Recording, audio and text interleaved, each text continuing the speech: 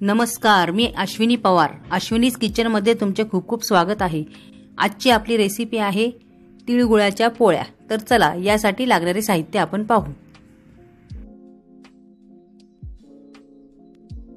200 gram पांढरे तीळ, त्याला चांगले मी स्वच्छ निवडून घेतलेले आहे व गॅसच्या मंद आचेवर ह्याला चांगले भाजून घेतलेले आहे व तीळ चांगले गार झाल्यावर ह्याला मी मिक्सरमधनं बारीक वाटून घेतलेले आहे. 200 ग्रॅम शेंगदाणे, याला देखील मी चांगले स्वच्छ निवडून गॅसच्या मंद आचेवर ह्याला भाजून घेतलेले आहे व शेंगदाणे थंड झाले साली सकट त्याला मी बारीक मिक्सरमधनं काढून घेतलेले आहे. 400 ग्रॅम बारीक किसलेला गूळ, 2 चमचे विलायची जायफळ पूड, डाळीचे 100 ग्रॅम पीठ मी गॅसच्या मंद आचेवर चांगले 5 मिनिटं भाजून घेतले आहे व त्याला थंड करून घेतलेले आहे. तिळाच्या पोळ्या करण्यासाठी साजूक तूप,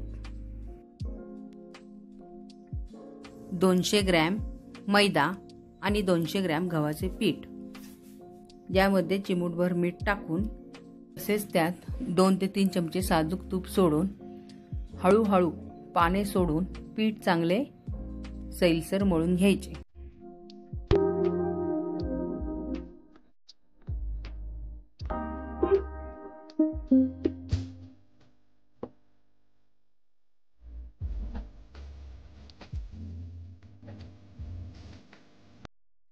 अशा प्रकारे आपले पीठ मळून तयार झालेले आहे. त्याला 10 ते 15 मिनिटं आपण तसेच ठेवू.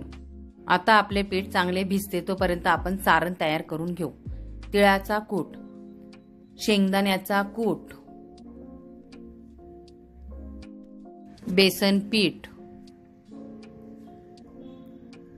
विलायची पूड आणि गूळ.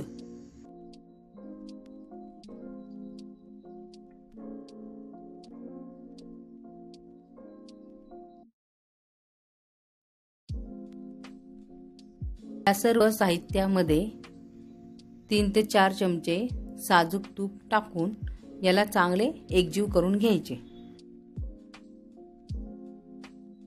अशा प्रकारे हे आपले सारण आता तयार आहे. आता आपण तिळाच्या पोळ्या तयार करायला घेऊ. त्याचा मी एक छोटासा उंडा घेतलेला आहे.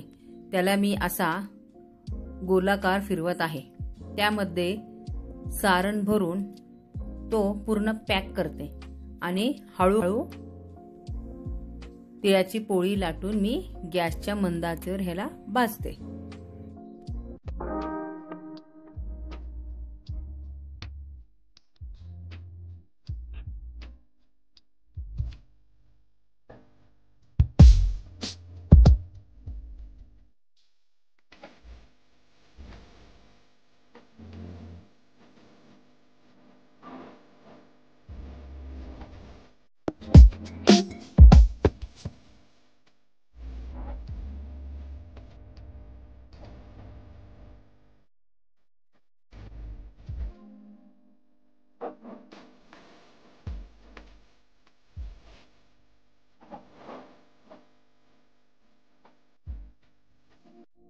आता ही तिळाची पोळी तयार होत आलेली आहे. ती मी तुम्हाला सर्व करून दाखवते.